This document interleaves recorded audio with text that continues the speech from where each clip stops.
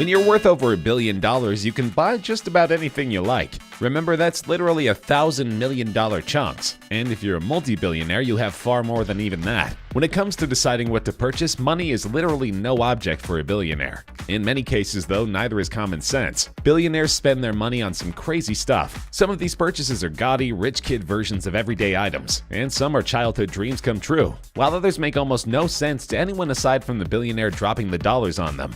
Check out these 10 crazy things billionaires own and see for yourself. You may own a goldfish or two, but to people with money, that's nothing. But even a regular rich person's wall-to-wall aquarium is child's play compared to what hedge fund manager Steve Cohen has in his possession.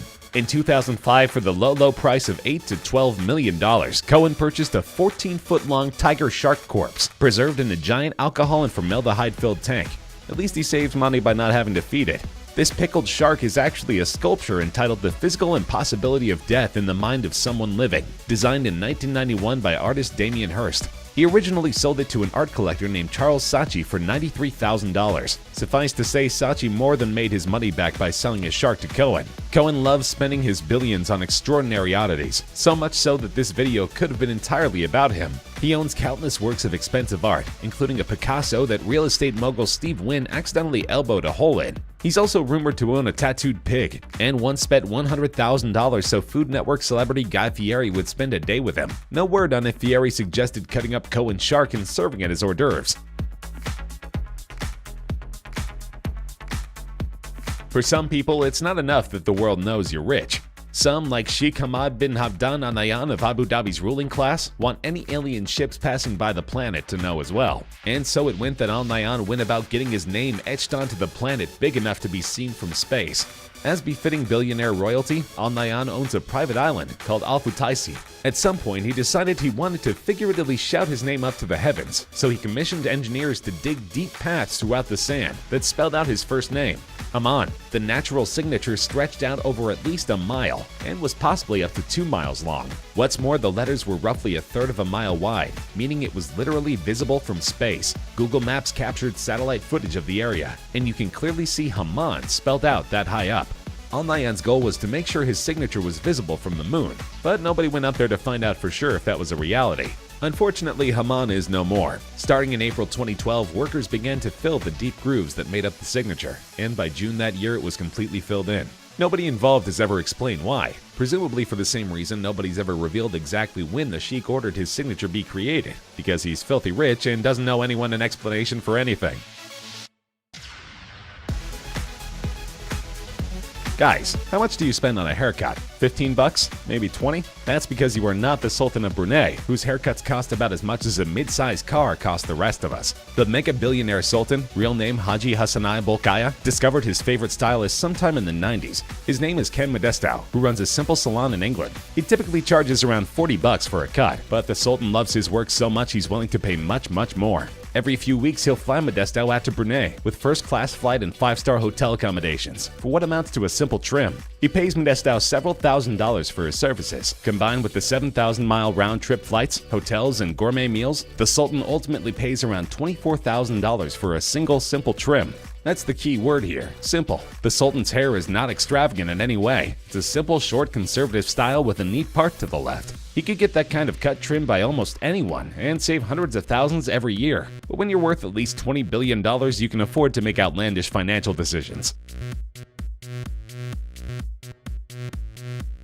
Nowadays, photos of famous people are a dime a dozen, but 140 years ago, actual pictures of household names were rare as could be. So when an authentic one pops up and you have the millions to shell out for it, chances are you're going to go for it. That's what William Koch did. In 2011, the corporate businessman attended a Wild West auction and observed a small tin-type photo of famed outlaw Billy the Kid. Taken around 1879, it's the only proven photograph of the Kid in existence. You can't get much rarer than that, and Koch was willing to pay the big bucks to snag the ultimate rarity for himself. Before the auction, experts predicted the Kid's photo to sell for $300,000, possibly $400,000. Koch had no desire to engage in a bidding war, and with his billions, he didn't have to. He simply bid $2 million, snuffed out most of the competition almost immediately, and ultimately took home the only known evidence that Billy the Kid was an actual person. The fees paid out to the auction house cost Koch as much as the photo's expected value. Koch wound up paying $2.3 million for the picture. Not bad for a faded old photo that's barely bigger than a credit card, and not even a selfie to boot.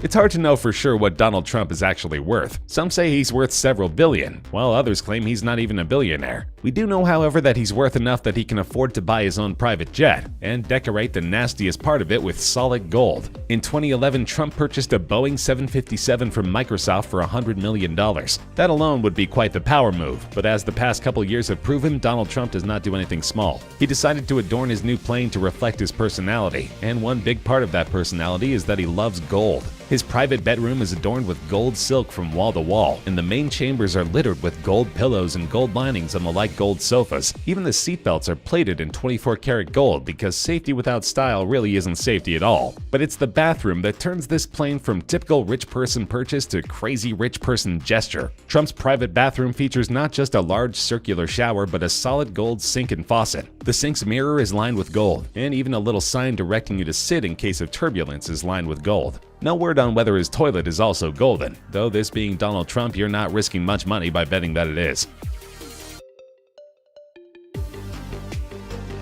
Everyone knows Leonardo da Vinci is one of history's greatest geniuses and visionaries. Most of us have seen his famed scribblings, featuring intricate sketches of arm and foot bones, river topography, and proved far ahead of his time with ideas for flying machines and compasses, and even studies about how the heart pumps blood that modern science didn't manage to confirm until several decades ago. Many of these sketches can be found in a 16th century notebook called the Codex Leicester. Inside the codex are 72 pages of Da Vinci doodlings and writings that make as strong an argument for the man's immortality as anything else. You might think something like the Codex would be worth huge bucks today, and you'd be correct. As such, most of us can't even consider owning it, but most of us are not Bill Gates. In 1994, the uber-rich Microsoft mogul, who was only worth a measly $10 billion at the time, forked over $30.8 million to purchase the Codex. At the time, this made the Codex the single most expensive book in history. But for a fervent rare book collector and Da Vinci admirer like Gates, whom we can almost certainly consider the Da Vinci of our time, a testament to the Renaissance icon's boundless imagination and almost supernatural forethought was worth every penny. For some billionaires, having all that money means the opportunity to live out their childhood dreams. And how many children grow up dreaming of being Batman? A lot, to put it mildly. Samuel Cathy, the billionaire founder of Chick-fil-A, was apparently one such child. But since being Batman takes a lot of time and physical prowess, he settled on the next best thing, buying a Batmobile, or rather the Batmobile. An avid car collector, Cathy set his sights on the actual Batmobile used in the 1992 film Batman Returns. He wound up spending $250,000 on Bruce Wayne's favorite automobile, something that likely made Ronald McDonald, the Joker of the fast food world, extremely nervous. Being a fun-loving kind of restaurant entrepreneur, Cathy didn't just get one of his assistants to pick up the car and then leave it in a garage. Rather, Cathy himself arrived to pick up his new wheels dressed as the Caped Crusader, and even did a brief joyride around his estate before bringing it to the garage himself. If the sight of a 70-year-old man dressed as Batman and riding around in the Batmobile didn't make his employees smile at least a little, then I'm not sure what would. Some rich people love cars, others enjoy planes. Famed Titanic and Avatar director James Cameron, meanwhile, loves submarines. But he doesn't just spend his money on weekend expeditions. He actually owns his own submarine and uses it. Cameron, as befitting a man best known for a movie about a ship that sinks deep beneath the waves, is a huge fan of the ocean. He's big into marine biology and loves the deep ocean. He enjoys it so much, in fact, that he got himself a submarine. Amazingly, he didn't just go out and buy himself a top-of-the-line sub. He actually built one. He and his team constructed the 11-ton, 23-foot-long Challenger specifically for Cameron and his adventures. And while we don't know exactly how much he spent, a submarine of that ilk costs around $1.5 million on the market. Even if Cameron saved some money by doing it himself, he likely forked over at least $1 million to do so. He hasn't just made quick trips underwater with it either. He's made history in that thing. In 2012, Cameron rode his sub more than 7 miles underwater to the deepest known part of the ocean, the Mariana Trench off the coast of Eastern Asia. He was only the second person to venture down there, and he said the experience was akin to visiting another planet. One can imagine how much money he would have made with a movie about that world, instead of multiple Avatar sequels few of us asked for. The idea of a rich person buying an island isn't exactly unheard of, but when that island is an entire chunk of Hawaii, that's a lot rarer. But it's happened, thanks to billionaire Oracle founder Larry Ellison. Several years ago, Ellison visited the island of Lanai, and like most tourists, enjoyed the lush surroundings and tropical greenery very much. Also like most tourists, he wanted a memento to remember the trip by. But unlike most tourists who buy a trinket at the tourist shop and call it a day, he decided he'd buy the entire island outright. And so he did, forking over $300 million to call 98% of Lanai his own. He then spent several hundred million more to refurbish the island, including a new water filtration system and an Olympic-sized swimming pool in Lanai City, where virtually all of the island's 3,100 citizens live. He also, with this purchase, stopped the Castle and Cook Corporation, which once owned the island, from demolishing much of the island's historic district to build more modern housing and commercial buildings. Ellison isn't just keeping the 90,000-acre island to himself either. You can visit, and if you do, you'll essentially be visiting paradise. This is especially the case if you can afford to stay in the penthouse suite at his Four Seasons resort.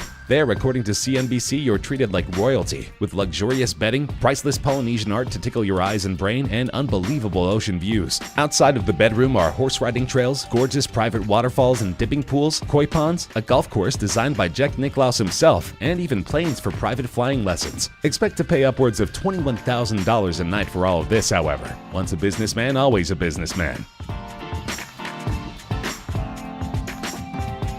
Large homes are a rich person's staple, but how many desire a ridiculous house that towers over all others like Godzilla, and just so happens to be the most expensive house ever built? Well, Mukesh Ambani for one. The chairman of Indian conglomerate Reliance Industries is worth around $45 billion, meaning he could have whatever home he wanted. As it turns out, what he wanted was a 27-story skyscraper looking down on Altamont Road, one of the world's most expensive streets. Also, many of these stories sport a double-high ceiling, making it the equivalent height of most 40-story buildings. Inside is pure luxury. Ambani's humble abode boasts a 50-seat theater, a grand ballroom, multi-level gardens, a spa, a temple, 2-story recreation center, and more diamond and jewel-encrusted decor than many would think possible. The total cost was about $1.2 billion, making it the most expensive private residence of all time. And I do mean private. Despite its sheer size, the only people who actually live there are Ambani, his wife, and their 3 children. They employ a full staff of servants and enjoy entertaining guests. But aside from that, this humongous complex that could easily house dozens of families, if not hundreds, is strictly set aside for one uber-wealthy last name only.